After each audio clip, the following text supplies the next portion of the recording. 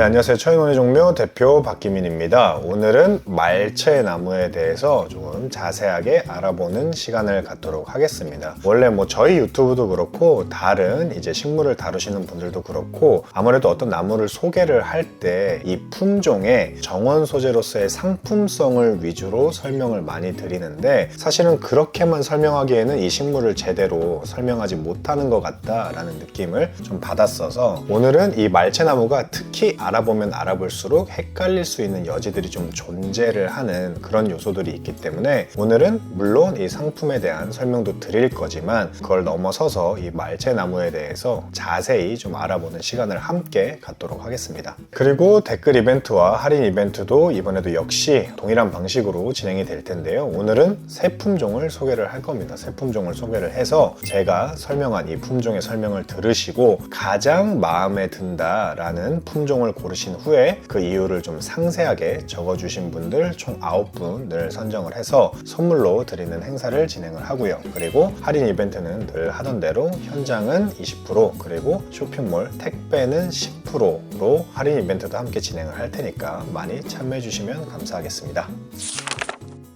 네, 그럼 먼저 이 말채나무가 어떤 나무인지를 먼저 설명을 드리도록 하겠습니다. 이 말채나무 하면 정원을 가꾸시는 분들이거나 아니면 나무나 식물에 관심이 있으신 분들은 이렇게 수피에 컬러가 들어가는 흰말채 또는 미드윈터 파이어 아니면 노랑말채 등으로 부르는 겨울 소재로서 많이 쓰이는 이 말채나무를 많이 알고 계신데요. 사실은 이 말채나무가 학명적으로는 코르너스라는 속에 다 속하고 있습니다. 이 코르너스 를 우리나라에서는 이제 층층나무 속이라고 많이 부르는데 이 코르너스 안에는 사실 산딸나무 그리고 산수유나무 같이 전혀 여러분들이 알고 계시는 말채나무와는 연관성이 없어 보이는 것들도 다 코르너스 안에 속하게 되고 심지어 이 코르너스 안에서도 우리가 말채나무라고 부르는 종이 총 8종이나 있습니다. 그러니까 여러분들이 익숙한 이 말채나무 수피에 컬러가 들어가는 말채나무 외에도 사실은 아주 크게 자라는 거목으로 자라는 말채나무들도 존재를 하게 되는데 예를 들어서 2022년에 청와대에서 오랫동안 길러온 거대한 6그루의 나무를 노거수군으로 아예 통으로 묶어서 천연기념물로 지정한 바가 있습니다. 그리고 그 안에도 말채나무가 한 그루 속해 있는데 이 말채나무는 여러분들이 상상하시는 것과는 달리 굉장히 거대한 크기를 형성을 하고 있는 모습을 볼 수 있거든요. 그러니까 사실은 말채나무라는 것 자체가 정원 시장에서는 이 수피에 컬러가 들어가고 관목 형태 또는 다간 형태로 자라는 이 말채나무를 거의 전부로 알고 계시지만 사실은 이 말채나무라고 불리는 나무들이 상당히 많이 존재를 한다라는 점을 알아두시면 좋을 것 같고요. 다만 이제 이 코르너스 안에서 산수유, 산딸 아니면 말채까지 이렇게 다양한 나무가 속해 있다 보니까 사실은 학계에서도 이게 문제가 있다라고 꾸준히 지적사항이 나오고 있었습니다. 그런데 사실 이 나무를 학명적으로 구분을 할 때는 육안으로 보이는 미관상의 특징으로 구분을 하는 게 아니라 유전자적인 특징을 가지고 분류를 하는 거기 때문에 다소 우리가 보기에는 산딸나무와 이 말채나무가 왜 같은 학명으로 묶이지? 라고 생각을 할 수 있지만 유전자적으로는 사실 같은 속명으로 묶이게 된다. 이렇게 그냥 재미삼아 이해를 하시면 좋을 것 같고 오늘은 제가 설명을 드린 말채나무는 다른 말채나무들 말고 여러분들이 잘 알고 계시는 수피에 컬러가 들어가는 겨울 소재로서 많이 쓰이는 이 말채나무들에 대해서 조금 자세하게 설명을 드릴 테니까 이 말채나무를 알긴 알았지만 정확히 잘 모르셨던 분들에게는 이 영상이 좀 도움이 되었으면 좋겠습니다.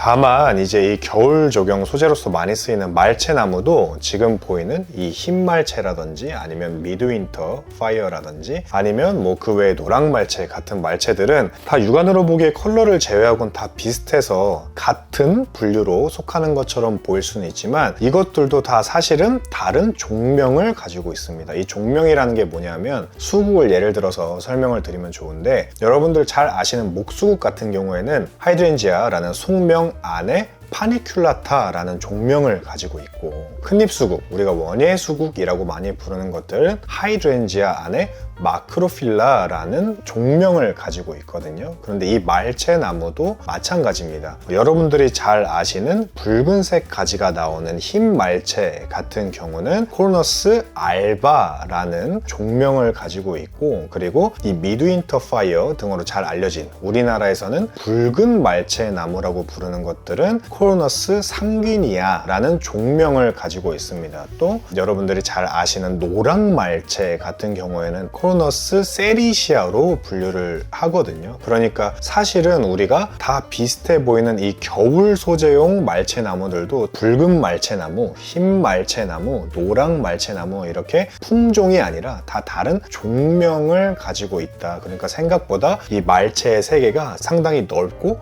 복잡하게 형성돼 있다라는 걸 아시면 재밌을 것 같아요. 그러면 이제 품종에 대해서 한번 설명을 드릴 텐데, 지금 제일 중심에 있는 건 미드윈터 파이어라는 말채나무입니다. 아마 이 미드윈터 파이어 같은 경우는 제 생각에 전 세계적으로 최근 10년간 가장 많이 소비되어 가장 많은 상업적 성공을 거둔 그런 품종 중에 하나라고 보시면 되는데, 그 이유가 뭐냐면 대부분 흰 말채든 노란 말채든 아니면 붉은 말채든 이 말채는 관상 가치가 이 수피의 컬러에 집중이 되어 있는데, 대부분 수피의 컬러가 단색으로 형성이 됩니다. 예를 들어 붉은 말채도 붉은색, 흰 말채도 역시 붉은색, 노랑 말채 같은 경우는 노랑색, 이런 식으로 단색으로 형성이 되어 있고, 지금 여기 보이시는 이 두 개의 수종들은 다 흰 말채 계열에 속하거든요. 똑같이 수피가 단색인 걸 보실 수 있는데, 이 미드윈터 파이어 같은 경우는 가지는 묵을수록 노란 가지, 그리고 나이가 어린 가지일수록 빨간색을 형성을 하게 됩니다. 그래서 이걸 전체적으로 보게 되면 나무의 하단부는 노랗게, 그리고 상단부는 붉게 이렇게 보이기 때문에 그라데이션의 패턴이 들어가는 그 당시로서는 유일무이한 말채나무 품종으로 굉장히 큰 인기를 끌었다라고 보시면 되고, 물론 지금은 이제 애니스, 윈터, 오렌지 등등 해서 다양한 그라데이션 패턴의 말채나무가 나왔지만, 그럼에도 불구하고 여전히 미드윈터 파이어가 세계적으로 가장 큰 흥행을 이루고 있다라고 이해를 하시면 좋습니다. 그래서 제가 개인적으로 이 미드윈터 파이어의 가장 깊은 인상을 받았던 적은, 저희가 이제 한겨울에 유럽에서 출장을 진행을 했을 때 유럽 현지에 눈이 굉장히 많이 와서 지천이 완전히 하얀색으로 다 변해 있었는데, 그때 이 미드윈터 파이어가 화분에 심어진 채로 군집되어 있는 걸 한번 본 적이 있어요. 그 모습을 한번 봤었는데, 흰색 배경에 멀리서 보면 모닥불처럼 보이는 이 수피의 컬러가 아주 강하게 대조가 이루어지다 보니까 현실성이 없게 느껴질 정도로 굉장히 그 풍경이 생경하기도 하고 환상적인 부분이 있어서,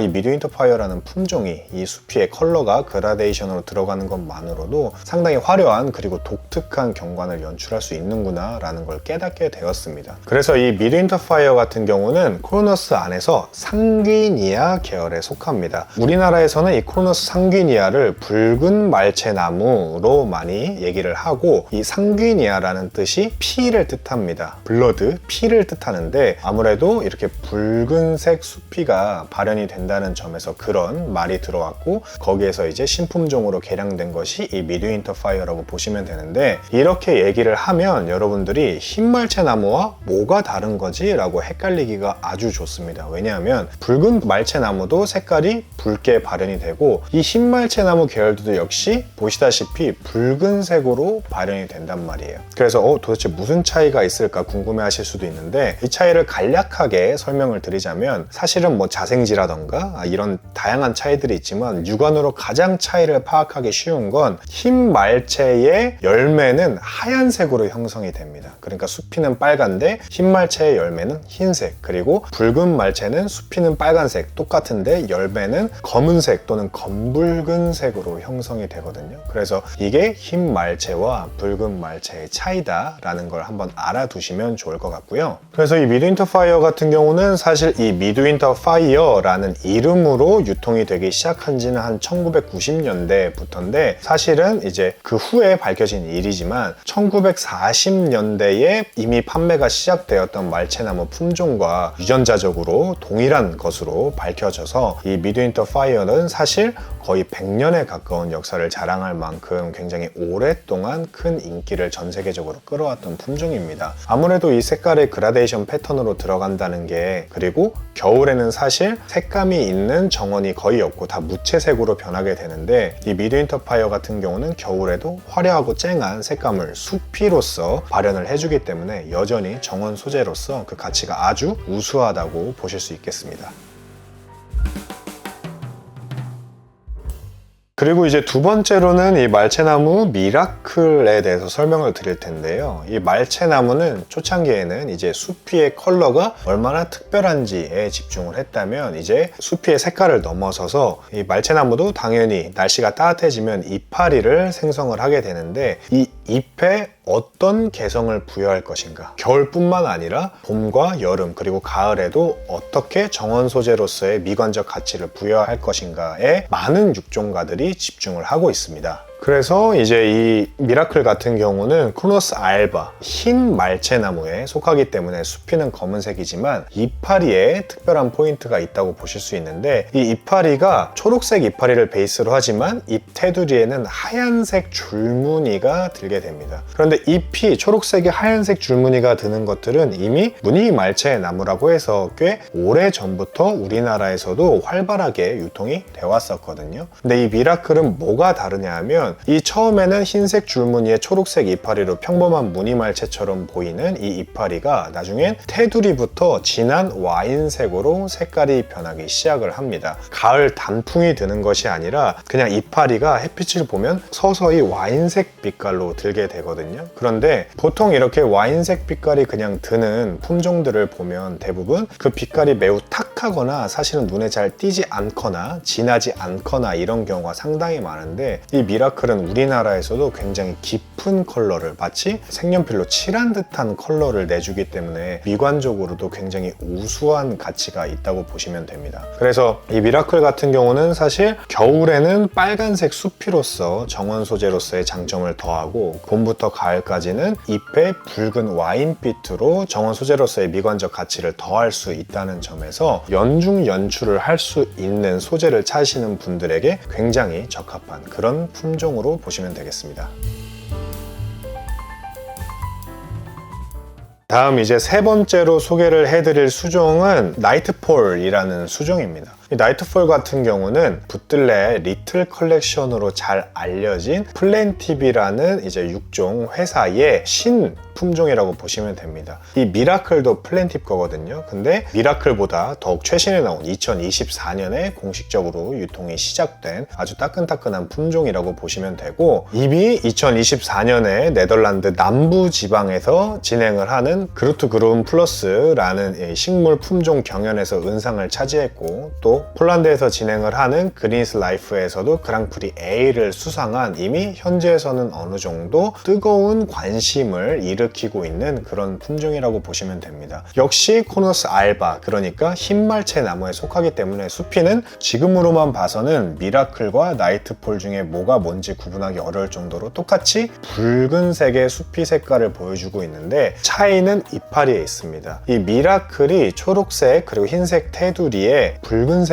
점차 드는, 그런 와인색이 점차 드는 그런 품종이었다면 이 나이트폴은 완전히 짙은 어두운 다크톤의 보라색 잎을 생산을 하게 됩니다. 그래서 이 미라클은 상대적으로 좀 밝게, 그리고 이 나이트폴 같은 경우는 상당히 어두운 톤의 이파리를 생성을 한다고 보시면 되는데, 이렇게 짙은 어두운 톤을 정원에서 생각보다 어떻게 활용을 해야 되는지, 그리고 아무래도 쨍하고 환하게 눈에 띄는 색깔이 아니다 보니까 매력을 이거를 잘 못 느끼시는 분들도 계시는 것 같아요. 그런데 이런 품종들, 이렇게 짙은 색깔이 드는 다크한 톤의 식물이 주는 정원에서의 장점이 뭐냐 하면, 대부분의 개인 정원 같은 경우는 시간이 지나면 이 정원의 오브젝트들이라든지 식물들이 세월이 지나면서 세월의 흔적을 다 가지게 됩니다. 이걸 우리가 이제 빈티지하다라고 얘기를 많이 하게 되는데, 이렇게 어느 정도 시간이 흘러서 빈티지한 무드를 보여주고 있는 정원에는 오히려 쨍하고 환한 꽃을 심게 되면 밸런스가 안 맞아 보이거나 또는 조금 촌스럽게 안 어울리게 보이는 경우가 있는데, 이렇게 짙은 어두운 다크톤이나 아니면 자엽을 잘 활용하게 되면 이 빈티지한 무드의 정원과 잘 녹아들면서도 컬러적으로 포인트를 줄 수 있기 때문에 어두운 톤이 굉장히 생각보다 시간이 오래된 정원, 오랫동안 가까운 정원에서는 상당히 좋은 역할을 하기도 합니다. 저희가 작년에 이제 가드닝 트렌드를 설명을 드릴 때 고스 가드닝이라는 걸 한번 설명을 드린 적이 있어요. 아무래도 이 빈티지한 정원의 톤에 맞춰서 약간 중세 느낌의 고혹하고 우아한 정원 방식을 한번 설명을 드린 적이 있는데, 그러한 정원의 스타일에 굉장히 잘 어울리는 게 바로 이 나이트폴이라고 보여집니다. 그래서 생각보다 이 어두운 색깔이 눈에 확 띄지 않기 때문에 여러분들이 큰 매력을 못 느낄 수도 있지만, 이건 나무에 심어놓고 오래된 정원의 한 일부분으로서 활용을 하게 되면 상당히 좋은 효과를 볼 수 있다라고 이해를 해주시면 좋겠습니다. 그리고 아무래도 이 말채 나무들 같은 경우는 가장 정원 소재로서 장점이 우리나라에서 유지 관리가 좀 편한 편에 속합니다. 번식하기는 어려운 것들이 있는데 심어놓고 유지 관리하는 건 상당히 쉬운 편에 속합니다. 사실 이 코르누스 계열이라는 이 넓은 범주 안에 있는 산딸나무나 이런 것들은 사실은 병해충에 잘 걸리는 편에 속해요. 잘 노출이 되어 있는 편에 속하는데, 이런 흰말채나 붉은말채나 노랑말채 계열들, 특히 흰말채나 붉은말채 계열들은 코르누스 안에서 이 병해충에 가장 강건한 편에 속하기 때문에 상당히 키우기 좋은 편에 속한다라고 이해를 해주시면 되고, 그도 그럴 것이 보통 이걸 재배를 할 때 해외에서나 아니면 국내에서 생산된 어린 묘목을 화분에서 키우게 되는데, 보통 이런 어린 묘목이 우리나라의 덥고 습한 여름 환경에 많이 썩거나 죽어나가거든요. 그런데 이 말채나무들은 그런 경우가 거의 없을 정도로 굉장히 잘 살아서 여러분들이 키우시기에도 큰 불편함이 없는 관리가 편한 수종이다 라고 보시면 되고, 그리고 이제 이 나무를 전지 관리를 할 때도 전체 크기에서 한 4분의 1에서 3분의 1만 초봄에 잘라주는 것만으로도 괜찮은 수영을 유지를 할 수 있으니까 전지도 크게 어려움이 없다라고 이해를 하시면 좋겠습니다. 다만 이제 말채나무의 열매를 꼭 보고 싶으신 분들은, 말채나무가 열매를 맺기 위해서, 수확하기 위해서는 한 가지가 2년 이상 묵어줘야 되거든요. 그런데 잘리면 이 가지가 열매를 생성을 하지 못하게 됩니다. 그래서 열매를 혹시나 보고 싶은 분들이 있다면 전지를 하지 않고 2년에서 3년 정도 지켜보는 것이 좋다라고 말씀을 드릴 수 있는데, 사실은 말채 열매 자체가 그렇게 큰 관상 가치가 있는 건 아니어서 꾸준히 전지를 해서 예쁜 수영과 그리고 독특한 잎을 함께 즐길 수 있으면 좋을 것 같습니다. 네, 이렇게 해서 말채나무에 대해서 좀 알아봤습니다. 사실은 상품에 대한 설명을 하는 게 제 스스로도 조금 한계가 느껴지기도 했었고, 조금 더 저희 구독자분들은 아무래도 식물에 관심이 많으신 분들이니까 정원 소재로서의 상품성만 설명하는 것 이상으로 조금 더 말채나무라는 것 자체에 대해서 좀 자세하게 설명을 드리고 싶어서 이렇게 영상을 찍게 되는데, 여러분들이 지루하셨을까봐 좀 걱정이긴 합니다. 그래도 저희 구독자분들은 식물을 다 사랑하시는 분들이 니까 하나의 재미로서, 하나의 상식으로서 이 영상을 재밌게 봐주셨으면 좋겠습니다. 네, 이상으로 영상 마치겠습니다. 고맙습니다.